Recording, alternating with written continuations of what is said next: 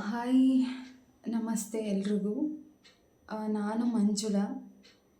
ಇದು ನನ್ನ ಮೊದಲನೇ ವ್ಲಾಗ್ ಹೆಸರು ನನ್ನ ಹೆಜ್ಜೆ ನನ್ನ ಕತೆ.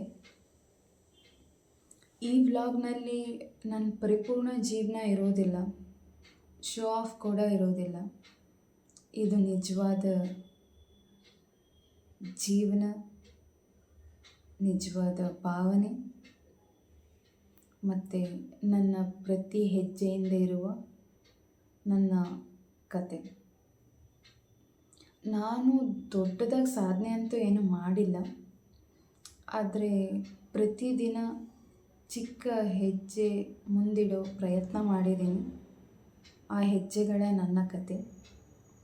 ಈ ಪ್ರಯಾಣದಲ್ಲಿ ಸಂತೋಷ ಇರ್ಬೋದು, ಸಂಘರ್ಷ ಇರಬಹುದು, ಆದರೆ ನಿಲ್ಲೋದು ಮಾತ್ರ ಇಲ್ಲ.